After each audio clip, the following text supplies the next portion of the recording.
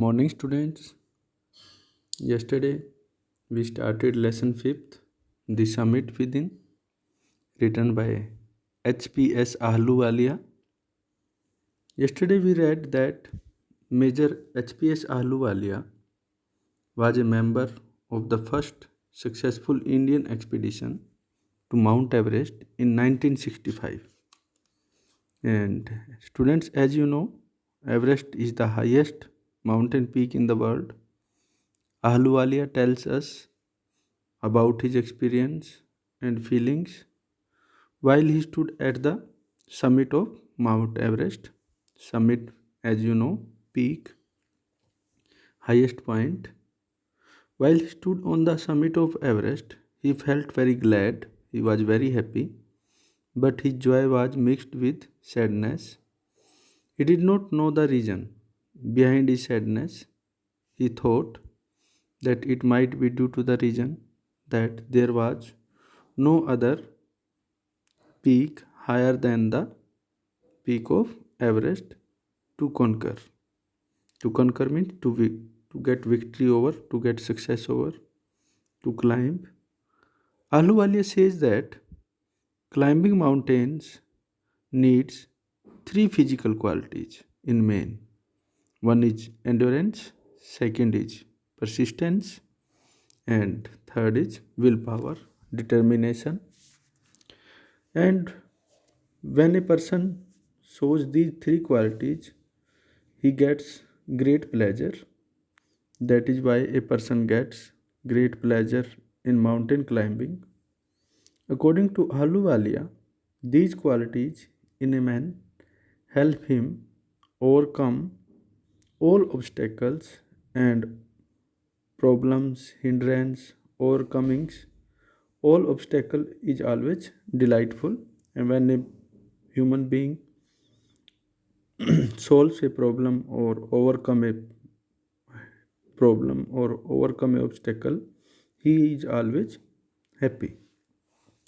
Let's read next page. This is the picture of Major HPS Ahluwalia, and we were reading on page.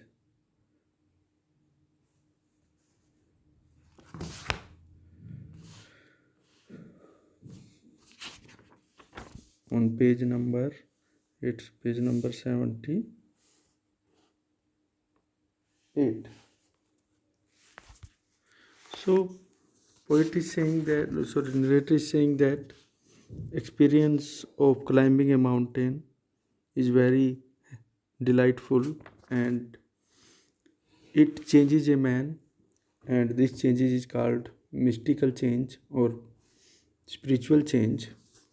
Page number 78 from the beginning. Mystical means spiritual. So we can see in this picture climbers are climbing the mountain, and these white color ice is there everywhere, spread rocks are there and ice is spread there, -degree temperature is there. So let's find out the experience of Major HPS Ahluwalia. Then narrator says that by its beauty, aloofness, might, ruggedness, and the difficulties encountered on the way, the peak draws me to it as Everest did. So narrator is saying that mountains, peaks, they have their beauty. Aloofness means they are far away at very distance, so man want to conquer that, man want to get victory over them. Ruggedness means they are not plain, they are uneven, they are rough, broken, and that's why human being wants to get victory over them. And the difficulties which a man face on the way, that's why due to those difficulties the peak attracts a man. In the same way the peak attracted narrator, and in the same way Everest attracted narrator. It is a challenge that is difficult to resist. So, climbing a mountain was a challenge that was difficult to oppose, that was difficult to stop. Looking back, I find that I have not yet fully explained why I climbed Everest. It is like answering a question why you breathe. Why do you help your neighbor? Why do you want to do good acts? There is no final answer possible. So narrator is saying the exact answer of why he climbed Everest is that just like if a person asks you why you breathe, just like breathing is natural, it is necessary in the same way. Taking taking troubles, getting victory over hindrance, over obstacle is natural. Then he asks a question. It is also like this why we help our neighbor? Why do we want to do good acts? There is no final answer possible. And then there is the fact that Everest is not just a physical climb. The man who has been to the mountain tops become conscious in a special manner of his own smallness in this large universe. In this line or paragraph, narrator says that there is one fact also that climbing Everest is not just a physical climb. The man who climbed mountains, who reached on the top of the mountain, he become conscious. He gets knowledge that he is just like a small dot, or you can say very small in this large universe. This world is very large, and human being is just a small thing. The physical conquest of a mountain is only one part of the achievement. There is more to it than that. It is followed by a sense of fulfillment. There is a satisfaction of deep urge to rise above our one's surroundings. It is the eternal love for adventure in man. The experience is not merely physical, it is emotional, it is spiritual. Then narrator tells the consequences of climbing a mountain. He says that the physical conquest of a mountain, conquest means victory, is only one part of the achievement that we have reached there. There is one more experience. It is followed by a sense of fulfillment. We get satisfaction. There is the satisfaction of deep urge to rise above one's surrounding. We want to rise above. We want to go high and high. It is the eternal love. Eternal means everlasting love for adventure in man. Man by nature is very adventurous. He want to do more new and new adventure. And the experience is not merely physical. The experience of climbing mountain, it is not only physical that due to physical power, due to our due to our strength, we have climbed the mountain. It is emotional also.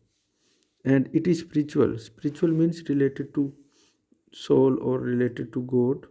We feel ourselves near God. Consider a typical climb. Towards the summit, on the last height, you are sharing a rope with another climber.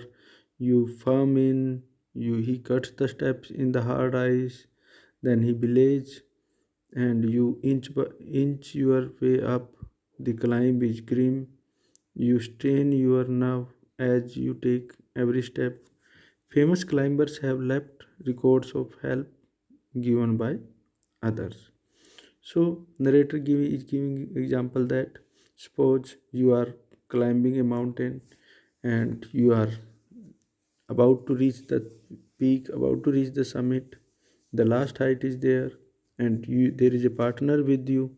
You are sharing your rope with another climber, and you firm in means you make yourself strong or firm there, and your partner is cutting the hard step, hard ice, and making space.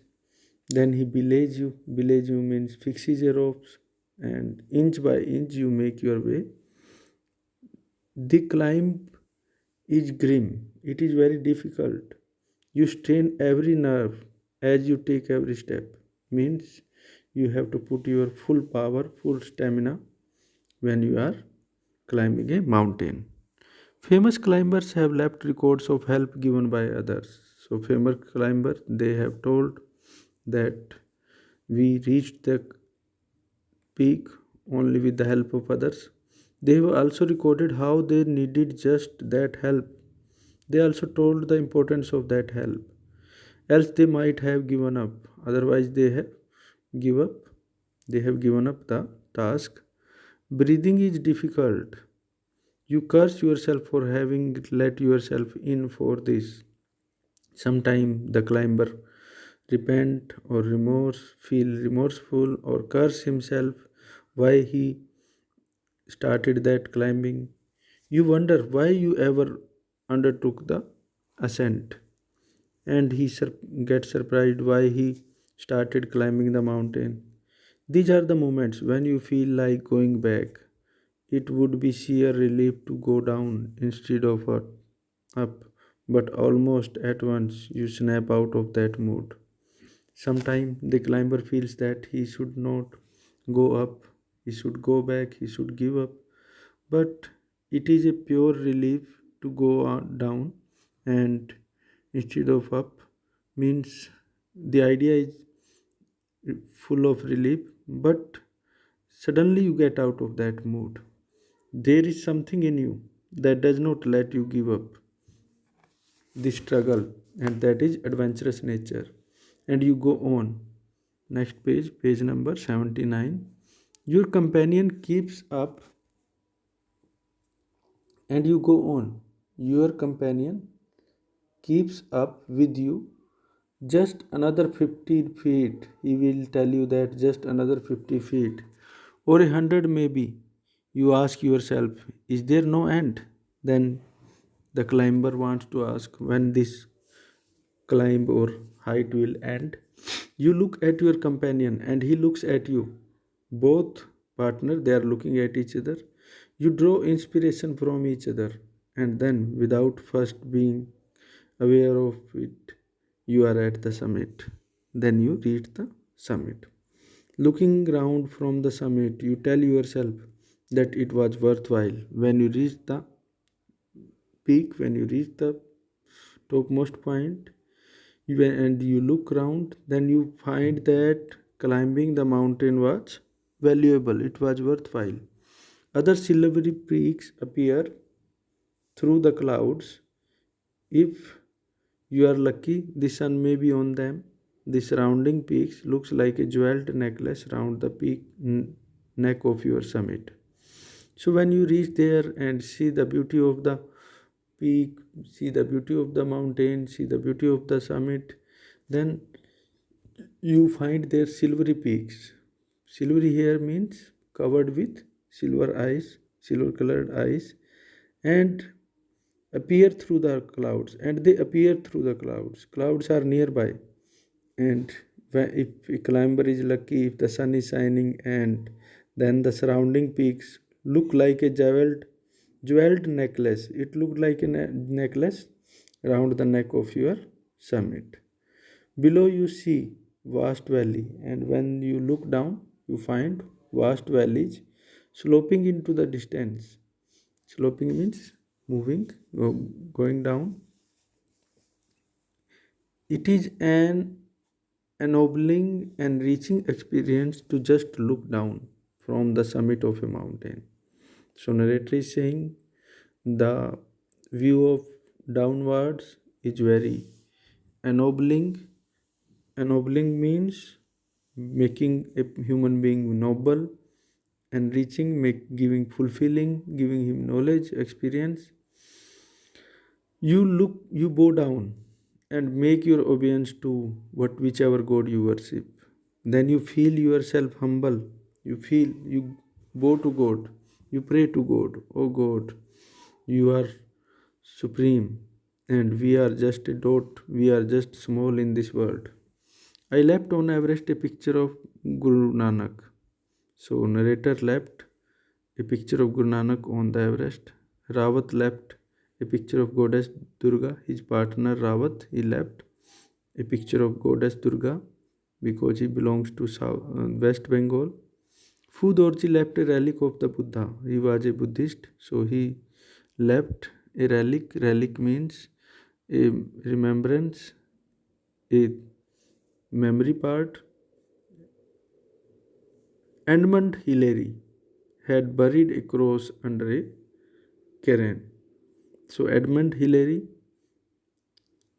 he was Edmund Hillary was a Christian and he buried a cross, sign of cross, symbol of cross, under a heap of rocks and stone in the snow. These are not symbol of conquest but of reverence. Reverence means respect. These symbols were the symbol of respect. The experience of having climbed to the summit changes you completely. There is another summit. It is within yourself. Then the narrator is saying that there is one another summit, there is another peak, and that is in ourself. It is in your own mind. Each man carries within himself his own mountain peak. Means we have our aim, we have our ambitions, and we want to fulfill them. We have to reach there, and in on the way we have to face many problems. He must climb to it to reach to a fuller knowledge of himself. It is fearful and unscalable. So narrator is saying climbing the summit of mind is very fearful and unscalable, that cannot be climbed. It cannot be climbed by anyone else. You yourself have to do it. The summit of mind a person has to climb himself. The physical act of climbing to the summit of a mountain, we can see in the picture. It is the picture of the author and the Fu Dorji on the summit of Mount Everest. Narrator HPS Ahluwalia, author, and Fu Dorji, they are hosting Indian flag on the summit of Everest. Then the narrator is saying the physical act of climbing to the summit of the mountain outside is akin to the act of climbing the mountain within. Then he is saying that climbing the mountain is similar. Akin means similar to the climbing the mountain of within, means we have to control our senses, we must have control on our mind. The effects of both the climbs are the same, and the effect of the both the climbs are the same. Whether the mountain you climb is physical or emotional, the spiritual, the climb will certainly change you. When we climb a mountain or when we climb our mind, our senses, we control our senses, we get emotional power, spiritual power, and it changes us. It teaches us that about the world and about ourselves. I venture to think, poet is saying, I venture to think that my experience as an Everester has provided me with the inspiration to face life's ordeals resolutely. So narrator want to say he thought that his experience of climbing the Everest has provided him the inspiration, motivation to face the challenges of life, ordeal of life, painful experiences of life with confidence, with willpower. Climbing the mountain was a worthwhile experience. It was very wonderful experience, valuable experience, important experience. The conquest of the internal summit is equally worthwhile, and when we conquest or get victory on the internal summit, on our senses, on our vices, it is also very important. The internal summits are perhaps higher than Everest. HPS Ahluwalia is saying that the internal summits are the highest. They are higher than even the Everest point. So, in this last line, narrator wants to say that climbing the highest mountain peak is worthwhile. The surrounding peaks look like a jeweled necklace round the neck of the summit. Below the summit, one could see vast valleys sloping into the distance. Thus, looking down from the summit of a mountain is an enriching experience.